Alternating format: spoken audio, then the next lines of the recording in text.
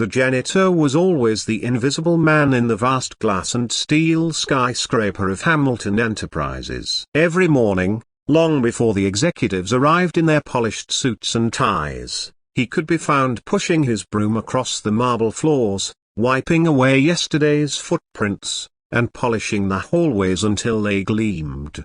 His name was Samuel Ortiz, but few bothered to remember it. The most, he was simply the janitor. He never complained. His job was honest, and it paid enough to keep food on the table for himself and his daughter, Mia. She was the light of his life, a bright-eyed girl of 12 with a sketchpad always tucked under her arm. While the other children of executives went to private schools and boasted about vacations to Paris or New York, Mia found joy in the simple act of drawing. Give her a blank page and a pencil, and she could build entire worlds. But to the employees who passed Samuel in the corridors, he was an easy target of mockery. "Hey, Sam, you missed a spot."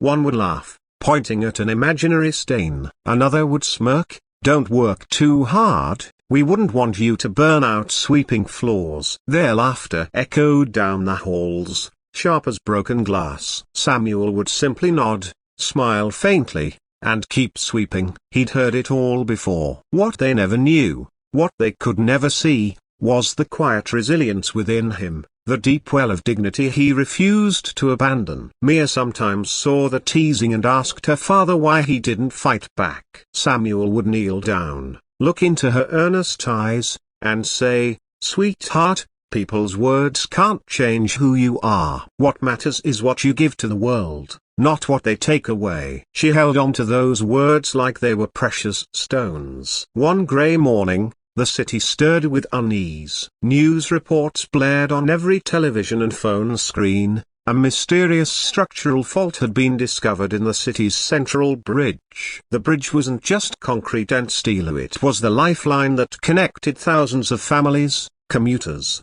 and businesses. If it failed, the consequences would be catastrophic. Engineers from all over the country were called in, but despite endless calculations and computer models, no solution seemed to hold. Every attempt to repair or reinforce the structure collapsed under its own flaws. Inside Hamilton Enterprises, the tension was palpable. The company had contracts tied to the bridge, and failure could mean not only financial ruin but also the lives of countless people. Meetings stretched late into the night. The brightest minds in engineering sat around polished conference tables, sketching diagrams and arguing over possibilities. Samuel continued sweeping outside those very rooms, listening quietly as voices rose in frustration. He didn't understand the complex mathematics, but he could sense the desperation. And then, one evening, as he finished polishing the lobby, he saw Mia sitting by the reception desk,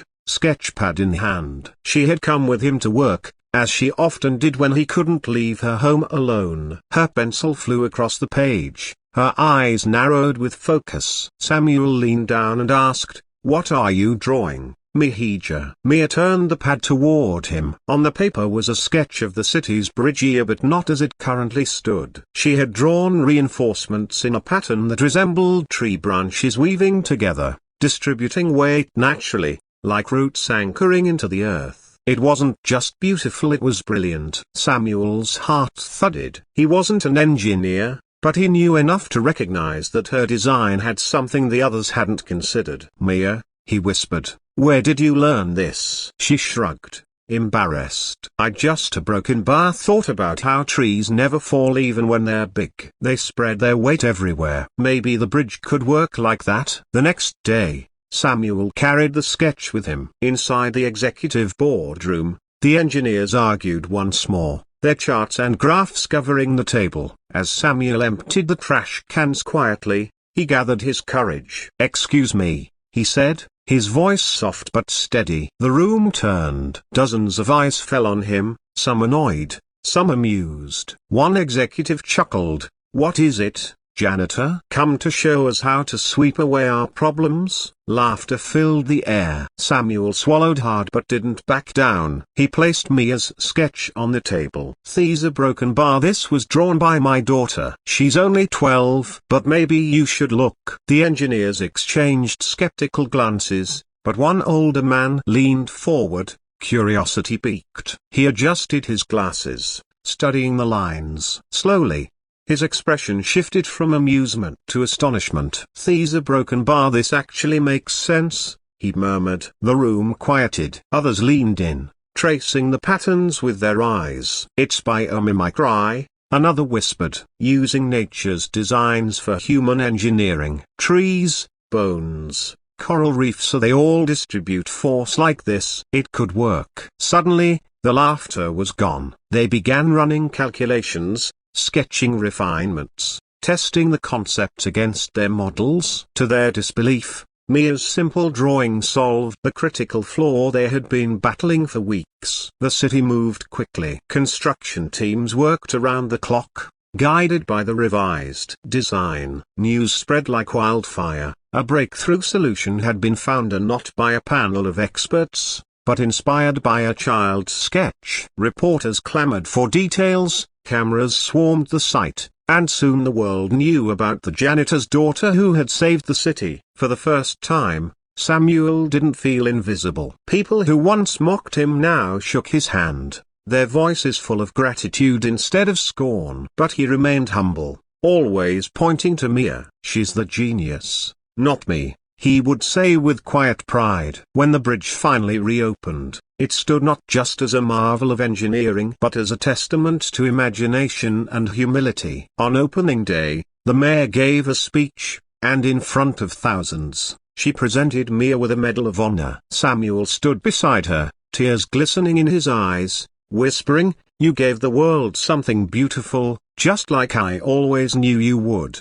In the weeks that followed, Mia's story traveled across the nation. Universities invited her to speak. Scientists praised her natural instinct for design. Children everywhere saw in her a reminder that age or background did not define one's ability to make a difference. And as for Samuel, he continued to sweep the floors of Hamilton Enterprises. But the laughter had stopped. Now, when people passed him, they nodded with respect. Some even stopped to chat. He hadn't changed who he was, but the world had finally learned to see him. In quiet moments, Samuel would watch Mia sketch at the kitchen table, her brow furrowed in concentration, and feel a swell of gratitude. Life hadn't given them much in terms of wealth or comfort, but it had given him a daughter whose heart and mind were extraordinary. That was more than enough. The bridge, strong and enduring, became a symbol of hope.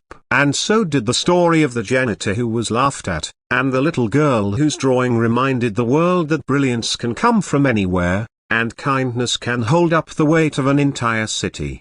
It was never about being seen as important. It was about giving, creating, and believing even when others doubted you. And in the end, Samuel's quiet philosophy proved true. What matters most is not what the world takes from you, but what you give to it.